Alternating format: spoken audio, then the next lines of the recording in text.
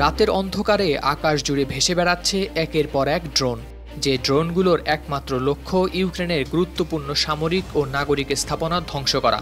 নিজেদের ইতিহাসে এর চেয়ে বড় ও ভয়াবহ কোনো ড্রোন হামলার সম্মুখীন হয়নি দেশটি। রাশিয়ার এই আক্রমণ শুধু এক সাধারণ হামলা নয়, এটি ছিল ড্রোন ব্যবহারের এক নতুন রেকর্ড। ইউক্রেনের বিমান বাহিনী জানিয়েছে, মঙ্গলবার সন্ধ্যার পর থেকে বুধবার ভোর পর্যন্ত রুশ সেনারা মোট ১৮৮টি বিস্ফোরক ভর্তি ড্রোন উৎক্ষেপণ করে। এগুলোর মধ্যে ৭৬টি আঘাত হানার আগেই ধ্বংস করতে সক্ষম হয়েছে ইউক্রেনের এয়ার ডিফেন্স।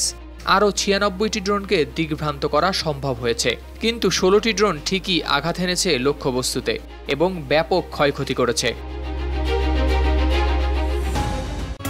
পুরানো দিয়ে নতুন নিতে আজই চলে আসুন আপনার নিকটস্থ ওয়ালটন শোরুমে।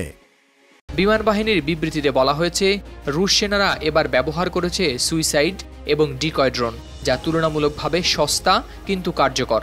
ইউক্রেনের কর্মকর্তারা বলেছেন, এর আগে একক হামলায় এত বিপুল সংখ্যক ড্রোন ব্যবহার করেনি রাশিয়া। রাজধানী কিয়েভ এবং পশ্চিমাঞ্চলীয় শহর তেরনোপিল ছিল এই আক্রমণের প্রধান লক্ষ্য। এই স্থানের আবাসিক ভবন ধ্বংস হওয়ার পাশাপাশি বিদ্যুৎ সরবরাহ ব্যবস্থাও বড় ধরনের ক্ষতির সম্মুখীন হয়েছে।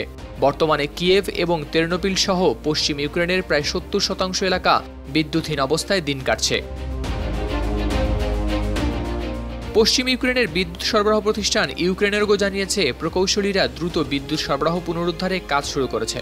স্কুল, হাসপাতাল এবং সরকারি প্রতিষ্ঠানগুলোতে কাজ চালানো হচ্ছে জেনারেটরের মাধ্যমে।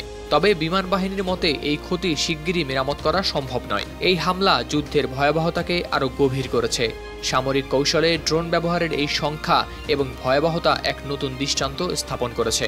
সমর বিশ্লেষকরা বলছেন, রাশিয়ার এই কৌশল ইউক্রেনের উপর মানসিক চাপ বাড়াতে এবং দেশের অবকাঠামো ধ্বংস করে দেওয়ার উদ্দেশ্যে চালানো হয়েছে। হাওলাদার শামীম, RTV।